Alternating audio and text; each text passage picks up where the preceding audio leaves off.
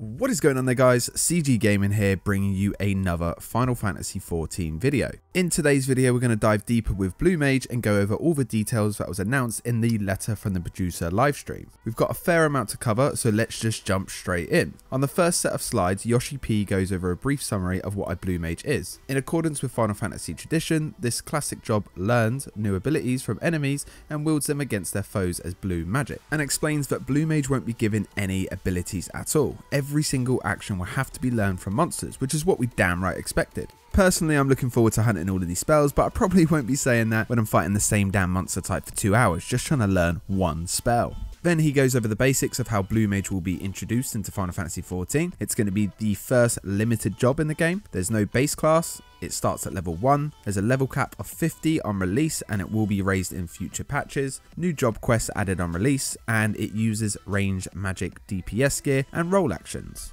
And the unlock requirements are as follows: Disciple of War or Magic level 50, 2.0 main scenario quests needs to be completed, and there's no expansion required. It's available with the base game. Now, Yoshi P wanted to explain further with what they mean by limited job. At first I assumed this was limited by the level cap of 50, but no, there are further limitations with this job than we first expected. The job is designed for solo play, and it's not suited for parties. He goes further on to explain that they have been toying with the idea of Blue Mage for a year now, but they had to find a way to implement it without it breaking the game. He gives some examples of typical party scenarios if Blue Mage was added just like a normal job. A Blue Mage joins a raid party. The raid party leader then asks, "Do you have the move Bad Breath?" The Blue Mage replies, "Oh, no, sorry, I haven't quite got that one yet."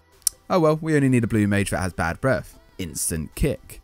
Another scenario might be, "I have every spell, can I join the raid party?" The leader goes, "Yeah, of course, why not?" The Blue Mage then casts level 5 death and one hits the raid boss. I mean, we may be okay with that, but I'm sure as hell the development team won't be. So basically they had to find a fair way to add the job to the game without it being too overpowered, but still be as amazing as a Blue Mage normally is. In comes the limitations. Participating in instance duties. Since the capabilities of a Blue Mage are dependent upon what abilities they have learned, they can only participate in instant duties as members of a pre-formed party. Inaccessible duties are duties requiring matchmaking, duty roulette, PvP content, and deep dungeon.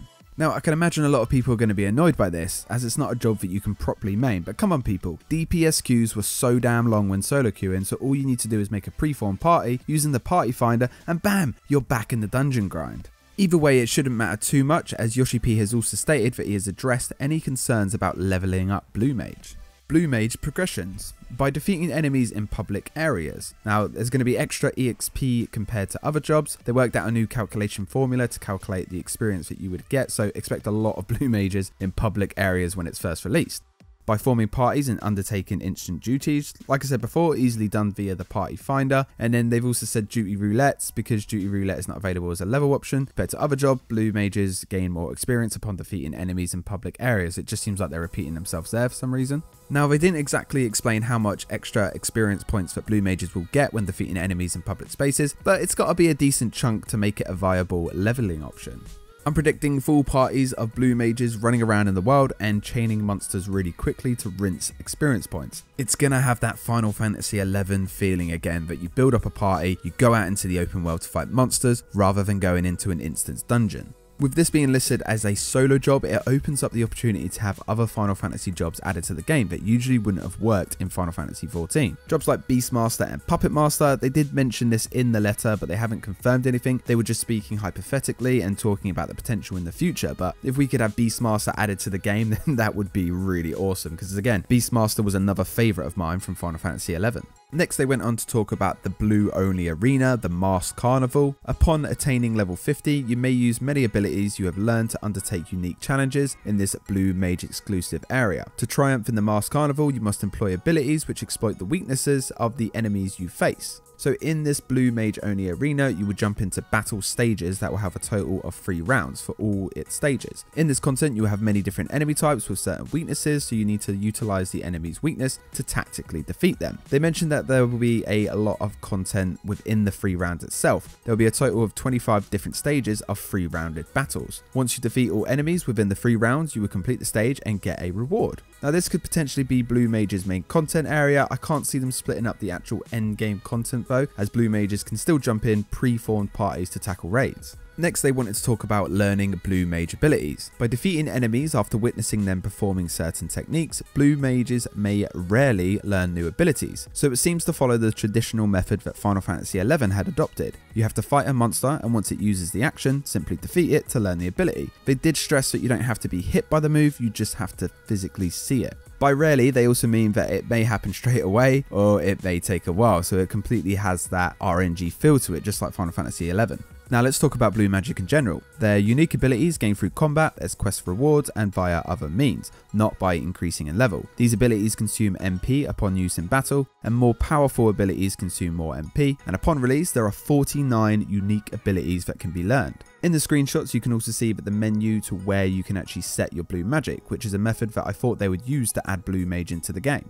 It's called the Blue Magic Spellbook, and you can see buttons for save active sets and load active sets, so it seems that you can have sets for different loadouts like DPS loadout, solo loadout, healing loadout, which is going to be super handy. Up to 24 abilities can be equipped at once, and they mentioned that when you hover over a slot of a spell that you haven't actually learned yet, you will get a hint of where or what monster you can gain it from. And so far they have confirmed the following spells: 1,000 or 10,000 needles, bad breath, eruption, mighty guard, aqua breath, and they also mentioned death. They also showed an ability you learn from Shiva, but they didn't really confirm the name of it. Now, Mighty Guard is currently a level 2 limit break used by tanks, but they said that Blue Mage is way more important, which is what I agree with, and they're actually changing the name of the level 2 limit break to Stronghold. A lot of the spells are going to be following the traditional Final Fantasy Blue Magic theme and will remind us of Blue Magic from previous Final Fantasy titles. Patch 4.5 is going to be split into 2 different parts. Part 1 will be released in early January 2019 and Part 2 will be late March 2019. So going on this, it seems that Blue Mage will be released in early Jan and maybe a level cap increase could come in March.